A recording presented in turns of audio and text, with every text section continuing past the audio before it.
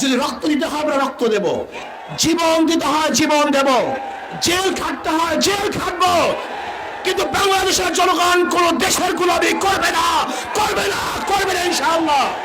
এদেশের মুসলমান স্বাধীন নয়, সমস্ত মুসলমান বিক্রি হয়ে গেছে, তাদের গলার মধ্যে গোলামের জিনজির লাগিয়ে দেওয়া হয়েছে। আজকে Dhaka university, Nawab Salimullah Dunkin university মুসলমানদের জন্য ইউনিভার্সিটি করা হয়েছিল। সেখানে মুসলমানরা নামাজ পড়তে পারবে না, ইফতার করতে পারবে না, সেখানে পূজা চলবে, মঙ্গল শুভ যাত্রা চলবে। এটা বাংলাদেশের মানুষ মানতে পারে না, মানবে না ইনশাআল্লাহ। ফরিদপুরে দুই সহোদর ভাইকে বেঁধে রেখে সারা রাত নির্যাতন করে অবৈধভাবে হত্যা করা হয়েছে। কেন হত্যা করা হয়েছে? তারা নাকি মন্দিরে আগুন দিয়েছে, অথচ প্রমাণিত তারা মন্দিরে আগুন দেয় নাই, তার কাজ করতেছিল।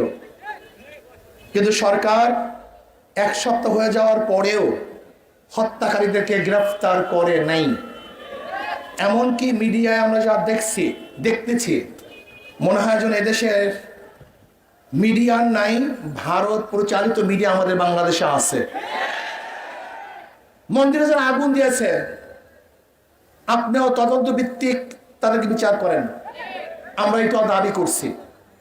আর যারা অবৈধভাবে দুইজন শ্রমিককে হত্যা করেছে বাংলার জমিনে তাদের বিচার করতে হবে। এই বাংলাদেশ কখনো কোনো অবস্থাতেই সাম্প্রদায়িক সৌহার্দ্যতা বিনষ্ট হয় নাই, আমরা হতে দিতে পারি না। আজকে ভারতে নির্বাচন চলছে, সব মোদির কারসাজি, আমি মনে করি এটা সব ইসকনের কারসাজি। এদেশে সাম্প্রদায়িক দাঙ্গার ভিত্তিতে ওই দেশে তারা ভোট ক্যারি করার এই জন্য ষড়যন্ত্র আওতায় নিয়ে আসছে।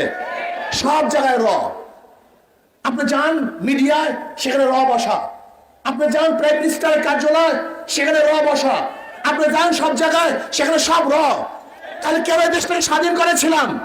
আমরা স্বাধীনভাবে থাকতে চাই, গোলাম হিসেবে থাকতে চাই না, গোলাম হিসেবে বাঁচতে চাই না।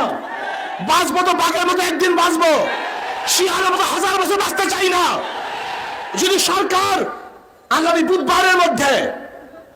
বুধবারের মধ্যে সরকার যদি দোষীদেরকে গ্রেফতার করতে ব্যর্থ হয়, তাহলে বাংলাদেশের জনগণ ঐক্যবদ্ধ ভাবে এমন আন্দোলন করবে, এমন কর্মসূচি দিবে, যে কর্মসূচি ফিরাবার ক্ষমতা সরকার রাখে না, মোদির দালাল রাখে না। যদি রক্ত দিতে হয় আমরা রক্ত দেব, জীবন দিতে হয় জীবন দেব, জেল খাটতে হয় জেল খাটবো, কিন্তু বাংলাদেশের জনগণ কোন দেশের গোলামি করবে না,